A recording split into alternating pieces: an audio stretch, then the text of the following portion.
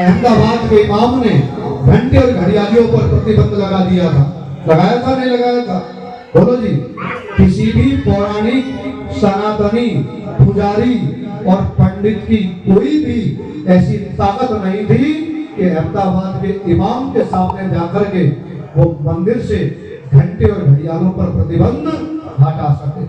इतिहास साक्षी है मेरी माताओं, याद करना और गर्व से कहना कि आर्यों ने तो वो किया है कि जो दुनिया में कोई नहीं कर सकता। और मैं तो मंच से कहता हूँ, अगर हिंदुत्व की, सनातन की अगर सबसे बड़ी कोई ढाल है तो वो कौन है जी? आर्य समाज है। कौन है वो? केवल आर्य समाज है। अगर आर्य समाज ना होता तो वेदों का नाद ना होता और इस धरती पर सब कुछ होता, लेकिन हिंदू, हिंदी और हिंदुस्तान ना होता, हिंदी, हिंदू और हिंदुस्तान ना होता। और वो इतिहास है कि उन्होंने जाकर के मंदिर में अपने आप को न्यौछावर कर दिया और जब न्यौछावर करा तो मंदिर को भर दिया। इमाम के यहाँ उन्होंने शास्त्रार्थ की चुनौती दी और इतने आर्य थे, इतने आर्य थे कि जिसकी कल्पना नहीं कर सकते। सीमेंट की रोटी खाई। क्या खाई? आर्यों ने सीमेंट की रोटी खाई।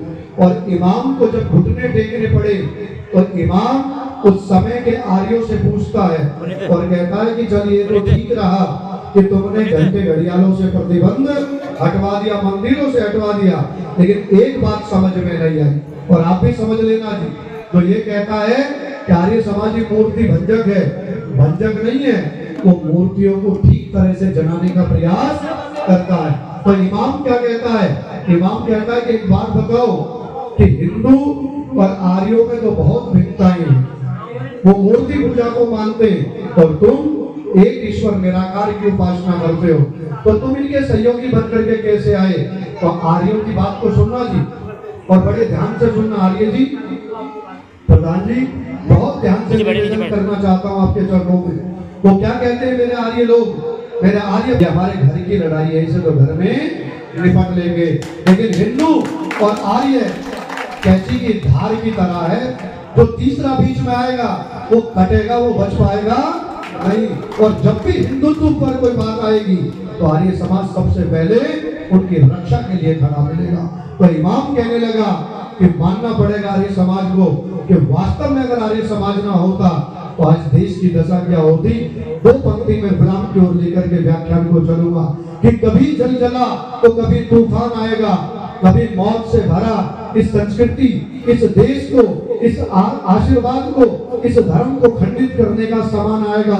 लेकिन जब भी करनी पड़ेगी मूर्तियों की, धर्म की, मंदिरों की और भारत के अखंडता की रक्षा, तो सबसे पहले केवल आर्य और आर्य समाज आएगा।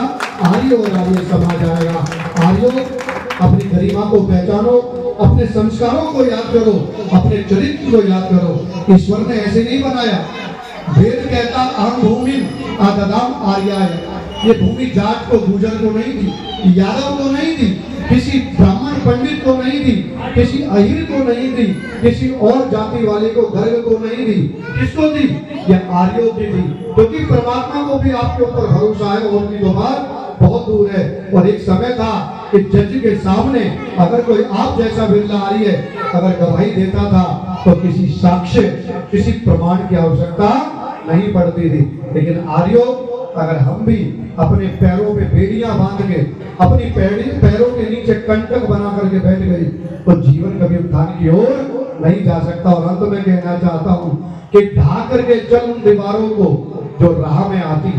क्या कहना चाहता हूँ कि ढा करके चल उन दीवारों को जो राह में आती है और कुचल कर चल उन कांटों को जो तेरे मार्ग में बाधा बन जाती हैं, जो तेरे मार्ग में बाधा बन जाती हैं। तो माताओं, बहनों, कहनों को तो इतना बहुत है कि आप पूरे दिन सुन सकते हैं, लेकिन आज योगीराज कृष्ण की जन्माष्टमी पर केवल इतनी प्रेरणा लेकर के जाएं कि तूफानों में पल जो भंवरों में पलते हैं। क्या कहा?